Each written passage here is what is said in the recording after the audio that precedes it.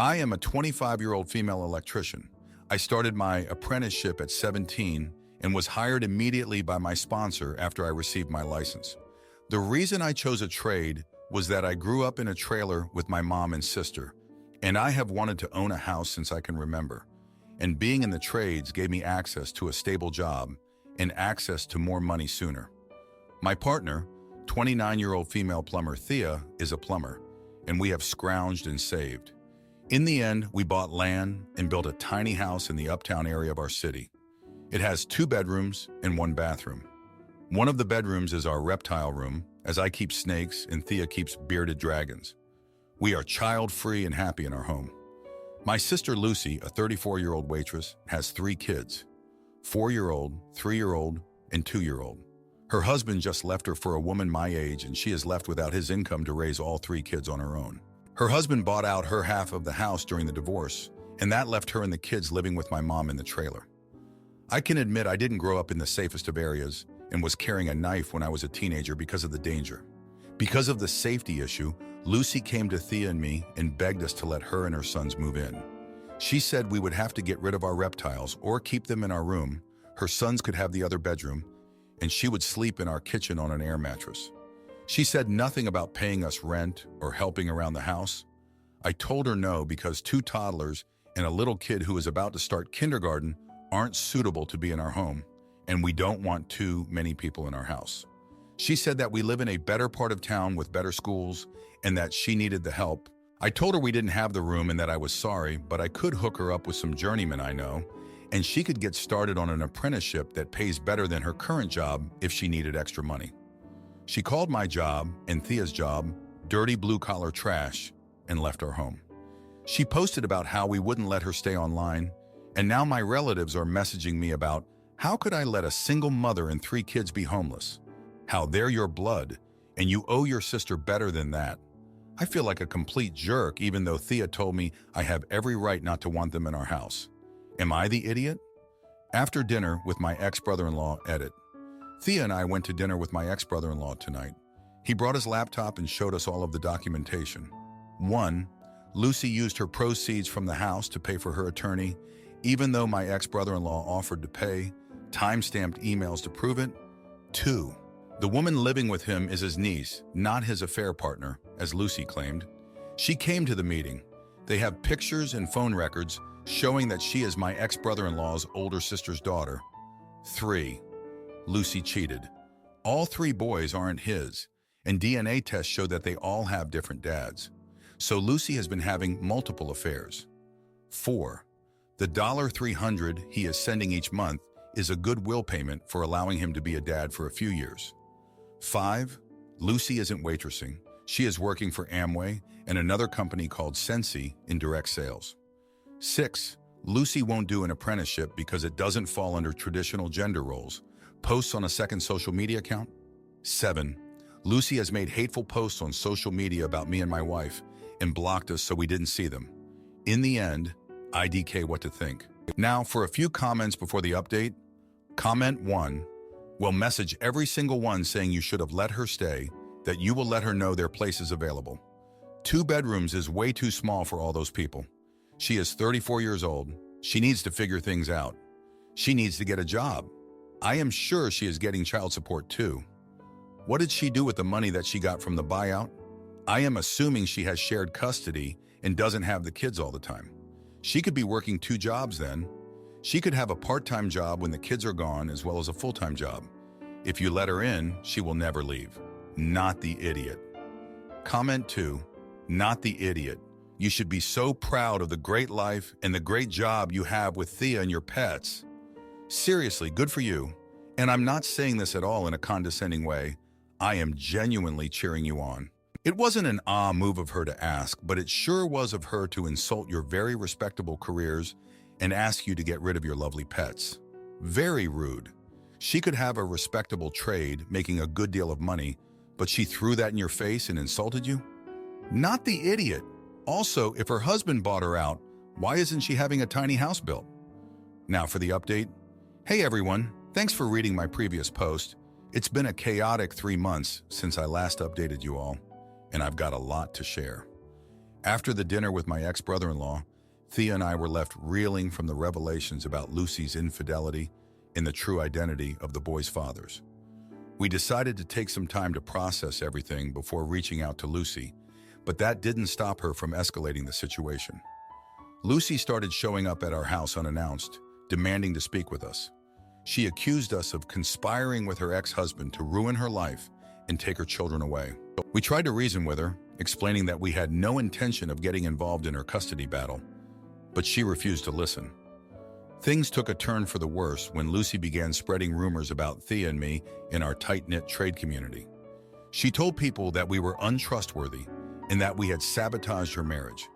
These false accusations started affecting our work, with some clients hesitating to hire us for jobs. Determined to set the record straight, Thea and I reached out to our colleagues and explained the situation. We shared the evidence my ex-brother-in-law had provided, and slowly but surely, people began to see through Lucy's lies. In the midst of all this drama, my mom's health took a turn for the worse. She had been battling heart disease for years, and the stress of Lucy's situation had taken a toll on her. I found myself spending more and more time at the trailer, helping my mom with her medical appointments and making sure she was comfortable. During one of these visits, I stumbled upon an old photo album tucked away in a closet. As I flipped through the pages, I discovered a series of letters hidden between the photographs. They were from my father, who had left us when I was just a baby. In the letters, my father expressed his regret for abandoning our family and revealed that he had been struggling with addiction at the time. He wrote about his attempts to get clean and his desire to reconnect with us, but he never found the courage to send the letters. This discovery shed new light on my mom's past and helped me understand the challenges she had faced as a single mother. It also made me realize that Lucy's behavior might be rooted in the trauma of our childhood and the fear of abandonment. Armed with this new perspective, I decided to reach out to Lucy one last time. I invited her to meet me at a neutral location where we could talk without the pressure of family or work. When Lucy arrived, I could see the anger and hurt in her eyes. But as we began to talk, I shared with her the letters from our father and the insights I had gained. I told her that I understood her pain and that I wanted to help her, but that she needed to be willing to accept responsibility for her actions and make positive changes in her life. To my surprise, Lucy broke down in tears. She admitted that she had been struggling with her own demons and that she had lashed out at Thea and me because she was jealous of our success and stability. She apologized for the rumors she had spread and promised to make amends. In the end, Lucy decided to enter a rehab program to address her underlying issues. She also agreed to let her ex-husband have primary custody of the boys, while she focused on getting her life back on track. As for Thea and me, we've been working hard to rebuild our reputation in the trade community. We've taken on new projects and have been more active in local events, showing that we are committed to our work and our values.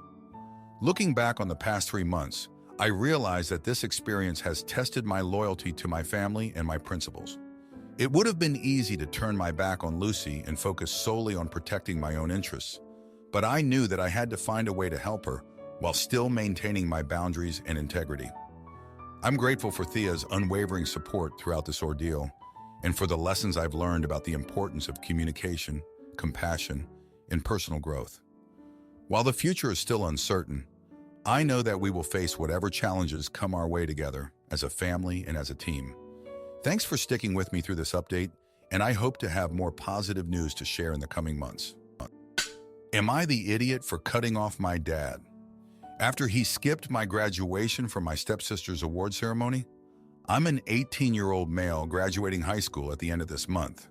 My dad dropped the bomb on me 2 nights ago that his stepdaughter, a 14-year-old female, has an award ceremony for some competition she entered and won in another state on that same day, and that she really wants him to be there.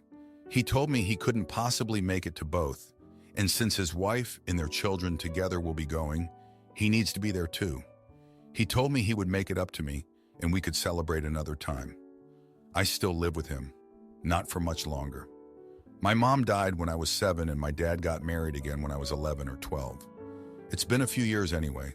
His stepdaughter never knew her biological dad, so my dad has accepted her as his own, and he has prioritized her a lot in the last 5 or 6 years. It doesn't always show in the most obvious ways, but it can be felt. Father-son time was put on an indefinite hiatus, and instead Dad told me we needed to include her in our time together. But he also spent time with just her for father-daughter time. I brought it up to my dad, and he told me I wasn't exactly making an effort to be closer to her, so he wanted us all to bond and didn't want me to just focus on my relationship with him. He has attended her dance things instead of my basketball games if they're on at the same time. It doesn't matter if mine was known about first, he will still skip my stuff to go to hers. He will take us on family days, and whenever he and his wife say, kids can choose, he picks her choices over mine. He claims it's because they will be the most fun for everyone, but really, he even says it afterward, anything his little princess wants. Our refrigerator and our shower broke at the same time. His stepdaughter's birthday was coming up, so he took money from my birthday fund to pay for that stuff. And so his stepdaughter would definitely get what she wanted, this Barbie house thing and a whole fashion set, and they were, I think, $250. He didn't get all the money back by the time my birthday came around, so instead he bought me a $30 gift card for Steam when he had promised me a new monitor and keyboard for my computer. That was a gift from my grandparents. When my dad told me he wouldn't be at my graduation to go and support her, I told him there is no making up for that, and he can forget about being included in my life going forward. He told me he would make it up to me, and I told him I will always come second to his little princess, and I'm not going to be okay with that. I told him he's discarded me for the last time. Dad begged me to be reasonable, but I walked away. Then I invited both sets of grandparents who agreed to come. His wife told me I could have come with them and I don't need to attend the ceremony, but could support my sister. I said her daughter's not my sister, and I do not want to support their family anymore, and I will be out of their hair soon. She called me selfish and told me I can't deny her daughter a dad. Am I the jerk? Now for a few comments before the update. Comment 1. Oh my God, what the heck? You should skip your graduation? What? Really? No, I would cut these toxic people out. You are obviously the afterthought. They don't consider your feelings, but they demand that you make concessions and sacrifices for the golden child of the family. No. The moment they treated you like that, you should have gone to live with your grandparents. Do they see this? What do they think? Comment 2. Not the idiot. I told him he's discarded me for the last time. That's the key point here. It's not just about this one incident. His wife told me I could have come with them and I don't need to attend the ceremony. The same applies to her child. They could have come with you. She called me selfish and told me I can't deny her daughter a dad. She and her daughter have deprived you of one. Now, for the update. Hey everyone, thanks for reading my update. It's been a tough few months since my last post, and a lot has happened. After my confrontation with my dad about missing my graduation, things got even worse between us. He tried to smooth things over by offering to take me on a father-son trip, but I refused. I was still hurt and angry that he chose his stepdaughter over me on such an important day. His wife kept trying to guilt me into forgiving him, saying that I was being selfish and that their daughter needed a father figure. It only made me resent them more. I decided to move out earlier than planned, staying with my grandparents until I could find a place of my own. My dad was upset, but I couldn't stand being in that house anymore. I felt like a stranger in my own home. A few weeks after I moved out, I found out that my dad had been secretly planning a big surprise party for his stepdaughter's 15th birthday. He had rented out a fancy venue and invited all her friends and family.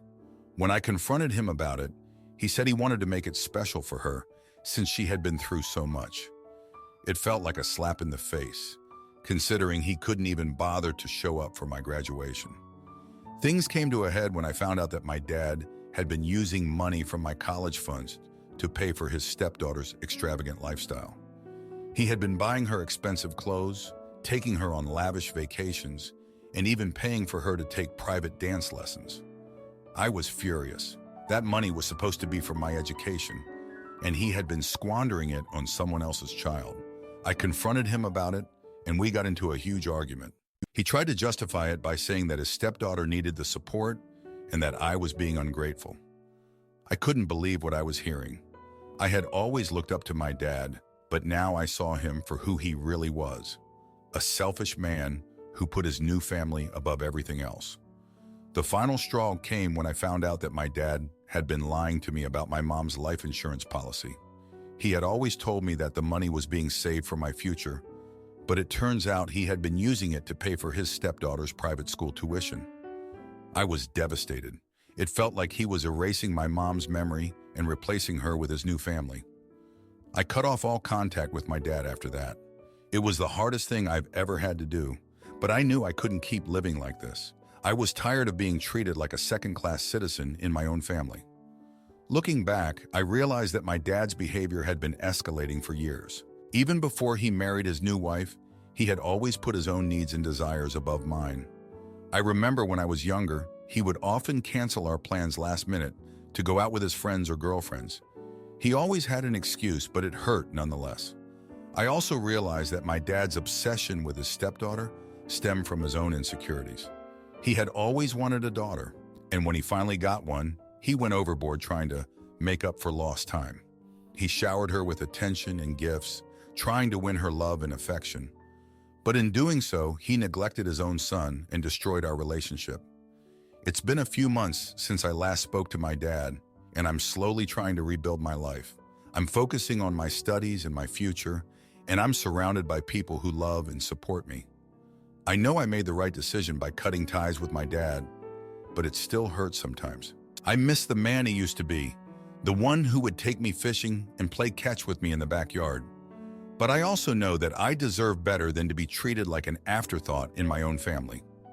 I deserve a father who loves and respects me, who puts my needs above his own. And if my dad can't be that person, then I'm better off without him. Thanks for reading, everyone.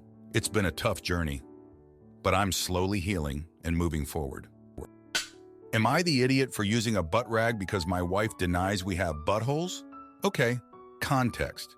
My wife is weird about butt stuff. I'm not talking about intimacy butt stuff. That's obviously personal and up to the individual. I mean her unwillingness to acknowledge that anything comes out of butts or that people even have buttholes. When we bought our house, I wanted to install a bidet, but my wife was against it. I told her she doesn't have to use it, but she said just seeing it would gross her out. I mentioned not feeling clean just from wiping with paper, and she didn't understand. Not everyone has naturally hairless jerks that barely require wiping. She asked if I could find an alternative. I said I could use wet wipes, but they're not flushable. None of them are, by the way, so they'd have to go in the trash. She didn't like the idea of poopy things in the trash can and told me to figure something else out that she didn't have to know about. So, onto my butt rag. I took an old towel, tore it up, and installed a discreet hook behind the toilet to hang the rag. It's completely hidden. The way our bathroom is set up, we only have one. The sink is right next to the toilet, so I'm able to wet the rag, clean up, wash it in the sink, and hang it back up. I swap it out a couple of times a week. Gross? Maybe. But I figured that's my business since my wife did not want to hear about my butthole cleaning habits. Recently, my wife and I were showering together, and she forgot to bring in a washcloth for herself. I don't use one. I use a sisal pouch with bar soap. I offered to hop out and grab her a washcloth, but she said, "No, don't worry about it. I'll just use yours," and reached for my butt rag. I said, "You don't want to use that." She asked why. I said, "Just trust me." She kept pushing, so I came clean about my butt rag. She was horrified, started dry heaving, and kicked me out of the shower. Apparently, she had been using it as a washcloth for years whenever she forgot hers, which is often. What I don't get is how she thought that was my washcloth because A, it's hidden behind the frickin' toilet, and B, she knows I don't use a washcloth. We got into an argument. From my perspective, it was obvious that my butt rag wasn't a washcloth. All bets are off when you use someone else's chute without asking. And her butthole hang-up is interfering with my personal hygiene. From her perspective, I violated a clear boundary she set years ago, and I'm just an overall gross person. I did apologize, but I was upset, and my apology wasn't really sincere. I'm sleeping on the couch right now to try to give her some space. But I'd like to know if I owe her a more sincere apology over this butt rag fiasco. I'm really not sure, and her reaction has me thinking that maybe I actually am disgusting, and I'm lacking the perspective to see it. But I also don't think her butthole aversion is normal, and it's the main reason I ended up resorting to the butt rag solution in the first place and not telling her about it. Now, for a few comments before the update, Comment 1. How on earth are people defending this? You're using a cloth, washing it in the sink quickly, and then hanging it back up? It had feces on it, for Christ's sake. That's absolutely disgusting. Use wipes, hell, even jump in the shower straight after. But that, my friend, is disgusting. And I couldn't look at my partner the same after that. Gross, regardless of her not asking what it was. Why should she? We're not imagining our partner smearing feces on a cloth and hanging it back up. She's not the weird one. Comment 2. Best am I the idiot I have ever read. I was crying laughing because of the absurdity. Not the idiot. How do you tell someone about something they don't want to know exists? If it was in such an inconspicuous location, I wonder why she would think you would have it there. I would love a bidet in my place. I just time everything where I can have a bowel movement and shower after, if possible. Not sure what she expects you to do. Enjoy the couch until she's ready to get over it. Now for the update. Hey everyone, thanks for all the comments and support on my last post. It's been a wild couple of weeks since the whole butt rag fiasco with my wife. After spending a few nights on the couch, I decided to try and smooth things over. I apologize again, this time more sincerely, for not being upfront about my hygiene habits. I explained that I was just trying to respect her wishes to not discuss anything butt-related, but I realized I should have found a better solution that didn't involve secrets. She appreciated the apology, but said she was still processing everything. Over the next few days, things were tense. We mostly avoided each other, only interacting when necessary. I could tell she was still upset, but I wasn't sure how to fix it. I decided to give her some space and focus on my own stuff for a bit. About a week later, I came home from work to find my wife waiting for me, looking serious. She said we needed to talk. Apparently, she had been doing a lot of thinking and realized that her aversion to all things butt-related was causing problems in our relationship. She admitted that it wasn't fair of her to expect me to never mention or acknowledge a basic bodily function. She also confessed that her hang-up stemmed from some childhood trauma. When she was little, her older brother thought it would be funny to smear poop on her favorite stuffed animal. She was devastated and never quite got over the incident. Hearing her open up about this made me realize how deep-seated her issues were. We had a long, honest conversation about boundaries, communication, and compromise. I agreed to be more upfront about my needs and habits, and she agreed to work on her butthole aversion with the help of a therapist. It felt like a turning point for us. Over the next week, things slowly started to improve. We were talking more, laughing together, and even being intimate again. But there was still an underlying tension that we couldn't quite shake. Then a few days ago, my wife surprised me by installing a bidet in our bathroom. She said she had been researching them and realized they were actually more hygienic than toilet paper. She apologized for not being more open-minded before and said she wanted me to be comfortable in our home. I was touched by the gesture, but also a little conflicted. On one hand, I appreciated her effort to compromise and meet me halfway. On the other hand, I had grown accustomed to my butt rag routine and wasn't sure I was ready to give it up entirely. So now I'm faced with a decision.